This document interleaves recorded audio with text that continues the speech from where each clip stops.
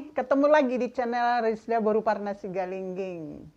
Oke, ketemu lagi di bimbingan online saat ini di edisi ini bersama saya, Dr. Anda Rizdauli Sigalingging, MM. Pasti Anda sudah tahu bahwa kalau sudah di kelas 11 seperti itu, bagi Anda yang sekolahnya atau SMK-nya itu 3 tahun, pasti udah tahu bahwa kalau kelas 11 atau kelas di tengah-tengah, kelas 2 gitu, itu pasti Anda merasa dan Anda pasti yakin bahwa Anda harus siap-siap masuk ke dunia bekerja, dunia kerja.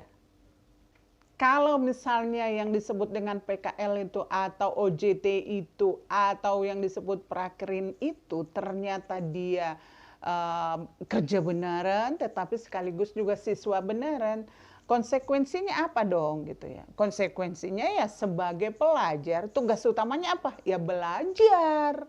Kalau ada belajar berarti kan ada penilaian namanya sekolah formal, ada ujiannya, ada ulangannya. Siapa yang menilai?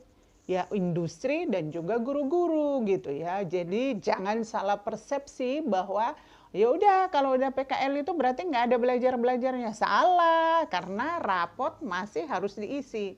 Nggak enak kan kalau maksudnya dia PKL tapi rapotnya terus ditulis nol, gimana itu? Emang bisa KKM begitu, emang bisa lulus? Kan nggak bisa. Tetapi ya harus tetap sama. Jadi rapotnya itu ya semua mata pelajaran itu harus ada isinya. Biasanya sih 14 mata pelajaran. Ya semua itu harus ada nilainya. Jadi jangan Anda menganggap bahwa kalau udah PKL itu wah biur, nggak ada lagi belajar hanya di dunia industri. Salah Anda, bro. Istilah yang lazim dipakai, pasti Anda masih ingat, apa sih istilah yang lazim dipakai? Ada yang bilang PKL, praktek kerja lapangan. Tetapi ada lagi apa?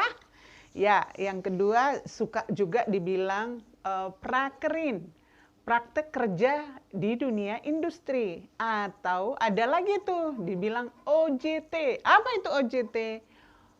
Wow, udah tahu belum OJT? OJT apa? OJT on job training atau on the job training gitu ya, atau di bahasa Indonesia kan pelatihan kerja di lapangan. Sama kan dengan prakerin, sama dengan PKL kan. Tergantung itu sekolah tertentu itu pakai istilah apa gitu ya. Kalau di tempat saya dulu mengajar nggak ada disebut PKL itu, tapi disebutkan prakerin, praktek kerja industri, praktek kerja di dunia industri. Tapi kalau di tempat saya sekarang ya, di tempat kebanyakan Anda disebut PKL, praktek kerja lapangan. Tetapi kalau di dalam kurikulum disebut dengan pendidikan sistem ganda. Jadi praktek di dunia kerja dan industri yang disebut dengan DUDI, dunia industri, DUDI.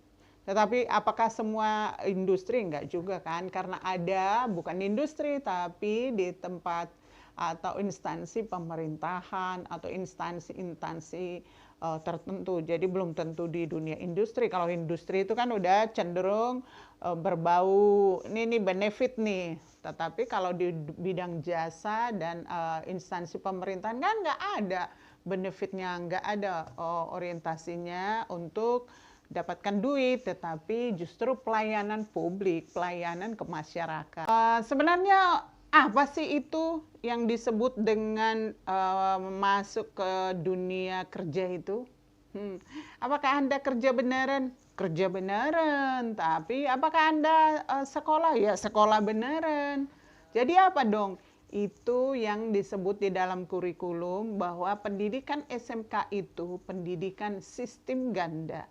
Ganda itu berarti dua, satu di sekolah formalnya di SMK-nya, dan yang kedua belajar di dunia industri, dunia kerja, disebut sistem ganda. Kalau misalnya Anda sudah tahu bahwa Anda belajar itu di sekolah dan juga di industri, berarti Anda membutuhkan dong tempat PKL, ya kan? Sekarang yang jadi masalah yang jadi masalah, ya kan? Tempat industri yang menerima kita bekerja itu, praktek itu, kadang-kadang tidak sesuai dengan kemauan kita, khususnya di bidang jaraknya ke tempat kita. Bersyukurlah Anda apabila Anda dari awal itu sudah mendapatkan tempat PKL yang gampang Anda capai gitu ya. Contohnya mungkin dekat rumah. Kalau boleh usahakan dulu cari yang dekat rumah untuk Anda bisa belajar gitu ya.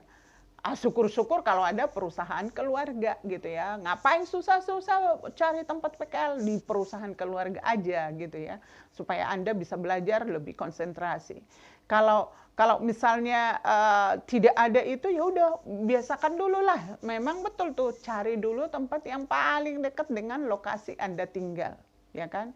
Tetapi kalau tidak ada, ini dia yang jadi masalah. Tetapi kalau tidak ada, jangan kamu paksakan harus dekat dengan rumahmu. Karena kalau di tempat rumahmu tidak ada yang pas dengan skill yang kamu perlukan, terus kamu memaksakan di mana?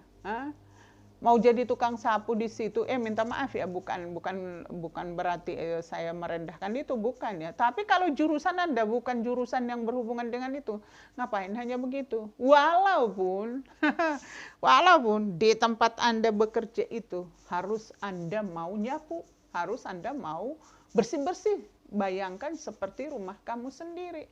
Rumah kamu sendiri walaupun kamu punya asisten misalnya begitu, kamu wajib bersih-bersih gitu ya. Jadi di tempat kita magang itu ya wajib juga dong kita bersih-bersih. Cuma bukan itu tujuan utamanya. Anda harus belajar skill yang sesuai dengan keterampilan yang Anda tuntut yang Anda pelajari di sekolah gitu ya. Tetapi hal-hal praktis bersih-bersih ya kan, terus pelayanan publik gitu ya, terus kerjasama dengan sesama itu wajib gitu ya. Tetapi ingat itu yang paling utama harus Anda siap menerima, syukur-syukur yang paling dekat dengan lokasi Anda. Tapi kalau tidak ada, nggak apa-apa, sejauh apapun itu raih demi kamu mendapat ilmu. Sudah banyak contoh itu apabila Anda mau belajar dengan tempat praktek yang tepat, itu sangat mendukung untuk dunia masa depan Anda, di dunia nyata Anda bekerja. Sebenarnya kalau ada industri atau kantor itu mau menerima siswa atau mahasiswa praktek atau PKL di tempat dia, sebenarnya membebani tahu.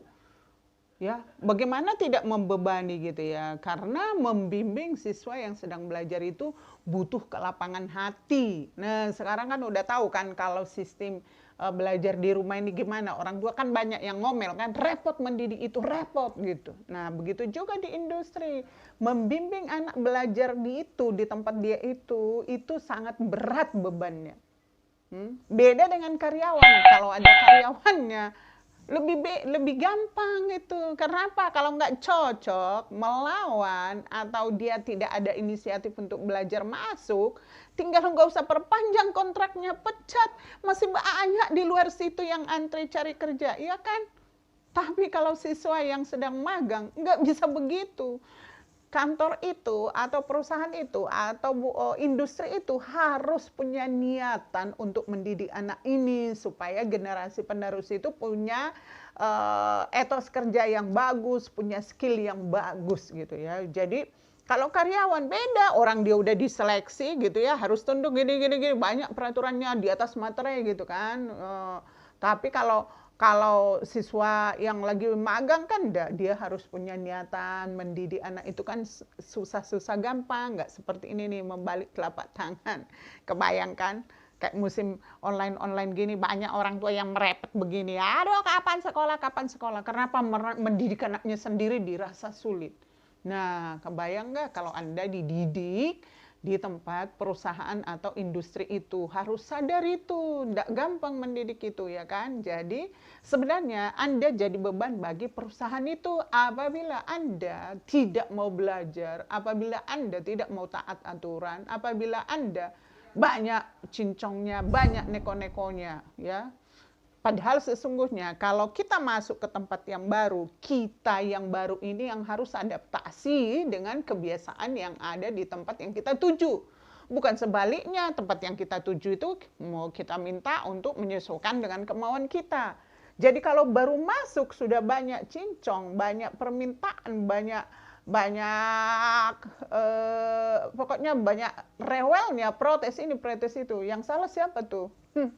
Yang PKL, lo nggak diterima, susah, ya kan? Cari yang lain, susah lagi gitu, ya. Jadi Anda perlu paham itu bahwa kalau industri menerima Anda PKL itu satu rezeki bagi Anda. Pergunakan baik-baik. Karena apa? Anda kan udah berdoa supaya Tuhan pimpin. Nah kalau sudah diterima di situ kok banyak cincong Anda gitu itu ya, perlu dipikir itu doanya serius apa enggak? Jangan-jangan cuma ngomong sama Tuhan biasa-biasa aja gitu ya, bukan dari hati gitu. Tapi kalau udah dari hati terus kita dibimbing seperti itu, yakinlah bahwa itulah tempat yang Tuhan izinkan kita dididik. Oke. Kalau disebutkan bahwa PKL itu belajar dan juga sekaligus kerja, ya kan? Berarti kalau di dunia sekolah Anda sudah biasa dong, masuk 6:30 misalnya, pulang jam 3 biasa. Tetapi bagaimana dengan industri? Apakah masuk 6:30, pulang jam 3? Oh, salah. Kalau sudah di industri, peraturannya yang berlaku adalah peraturan industri itu. Peraturan tempat PKL itu, bukan lagi peraturan sekolah gitu ya. Tetapi peraturan sekolah tidak boleh juga diabaikan gitu ya. Contohnya apa? Ya. Kalau di sekolah tiap hari harus masuk, ya kan? Kalau di sekolah tiap hari tidak boleh terlambat. Kalau di sekolah tiap hari harus mau belajar, tidak boleh diam-diam dan cuek aja. Sekarang bagaimana di industri? Coba Anda pikir. Belajar tetapi sekaligus bekerja. Boleh nggak sih? Udah aku kerja nih, tetapi semau gua. Enggak kan? Karena Anda di situ membawa nama baik sekolah Anda. Dari mana Anda diberangkatkan gitu? Kan dari sekolah itu. Berarti Anda memikul nama baik sekolah itu. Karena itu jaga nama baik itu wajib hukumnya bagi Anda yang mau prakerin gitu ya. Bagi Anda yang prakerin. Jadi apa yang paling duluan ditanamkan di dalam diri kita itu adalah mindset bahwa saya seorang siswa pelajar sekolah X dan sekaligus saya praktek di tempat industri Y misalnya begitu. Jadi peraturan Y harus diikuti, peraturan di SMKX harus diikuti gitu ya. Kalau misalnya di tempat industri itu harus seragam, ya ikuti. Jangan bilang aku mau seragamku seperti ini. Oh, hari Kamis misalnya batik. Ya nggak bisa begitu, ikuti, adaptasi. Tetapi sebenarnya kadang-kadang yang menjadi beban itu, yang menjadi masalah itu bukan kamu yang tidak bisa adaptasi dengan tempat PKL ya kan. Kadang-kadang orang tuamu kan yang susah ya kan. Orang tuamu kan yang minta supaya deket-deket ya kan. Orang tuamu kan yang khawatir kalau kamu jauh-jauh kan. Orang tuamu kan yang tidak mau berkorban untuk mengongkosi Anda untuk ke tempat PKL kalau agak jauh ya kan. Ngaku.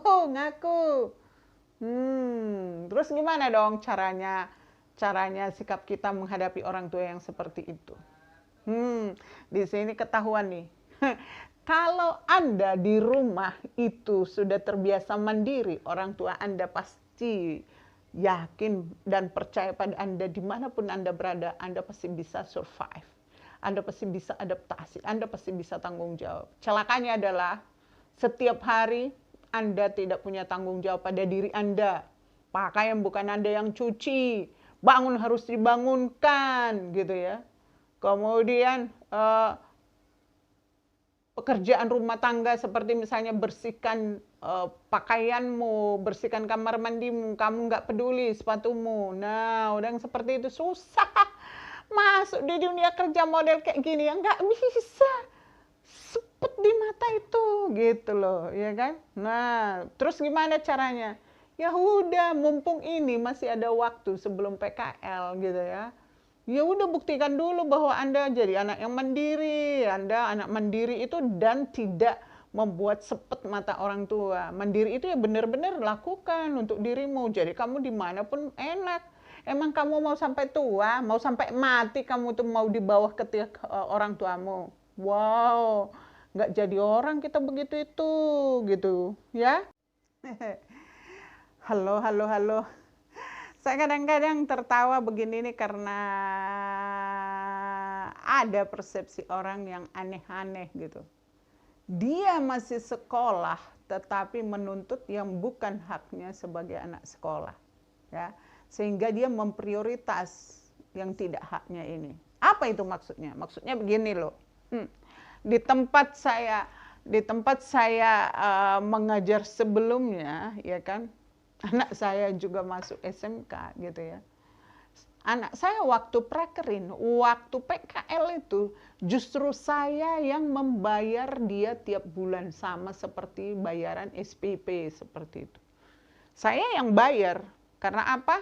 Ya dia ada makan siang di kantor itu. Makan siang di kantor itu kan diwajibkan untuk karyawannya kalau mungkin masih ada. Tetapi kan anak saya kan bukan karyawan, jadi saya bayar uang makannya.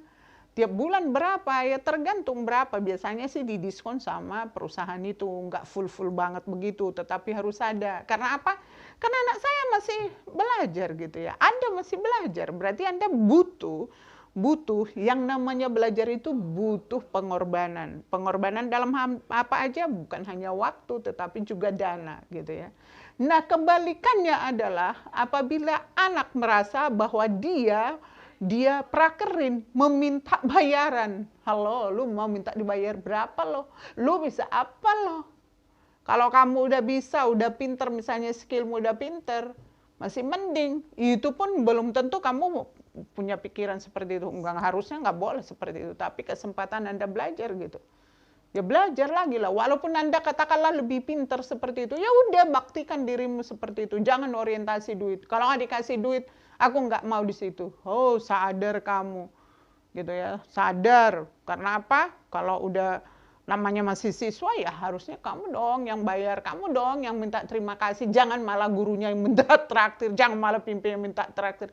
Kamu dong yang tahu menempatkan dirimu. Orang kamu kok yang belajar, kamu kok yang menuntut ilmu, gitu, ya kan?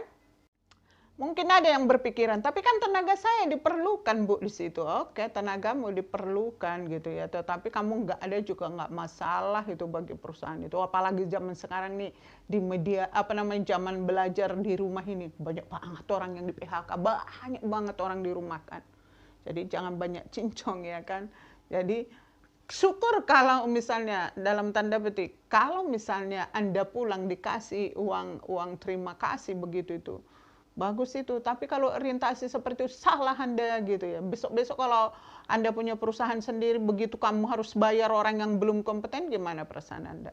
Tapi kalau ada perusahaan yang memberikan misalnya dalam tanda petik, bukan gaji, kalau gaji itu sesuai dengan upah minimum rayon di situ kan, mana mungkin mau perusahaan langsung bayar Anda seperti itu. Tetapi kalau misalnya ada yang ngasih sekedar uang apalah namanya itu, ya nggak apa-apa. Tapi orientasinya tidak boleh itu, ya. Orientasinya adalah Anda belajar di dunia kerja. Belajar apa aja? Bukan hanya pekerjaannya, tetapi belajar tentang etos kerja. Sebagai karyawan itu harus bagaimana sih? Sebagai bos, sebagai pimpinan itu seperti apa sih? Bagaimana menata tempat, bagaimana sikapnya, bagaimana caranya menghadapi orang, bagaimana tanggung jawabnya dalam pekerjaan, seperti itu. Jadi ya jangan orientasinya, aku dibayar enggak sih Bu? Saya mau praktek sih itu perusahaan itu bayar nggak sih? Hei, malu kita, malu. Kamu bisa apa? Kamu bisa apa? Gitu ya. Kalaupun kamu merasa pintar, belum layak kamu digaji. Kalaupun misalnya ada temanmu yang dapat uang apalah dari waktu dia PKL itu rezeki dia. Rezeki itu kan udah ada Tuhan yang mengatur gitu itu ya. Jangan cemburu-cemburu gitu ya. Oke. Karena itu, pertanyaan bagi Anda, ya, Anda tulis di buku Anda. Ya, yang pertama, tulis ini ya rangkuman dari materi kita. tulis di bukumu. Yang kedua, Anda tulis juga, menurut kamu, apa sih kesulitanmu untuk memasuki dunia kerja, dunia PKL itu nanti, prakerin itu. Kesulitanmu apa?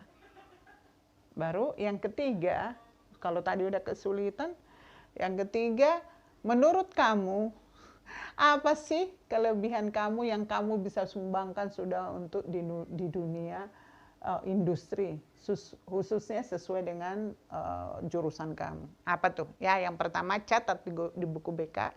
Yang kedua tetap catat di buku BK. Apa sih kesulitan kamu?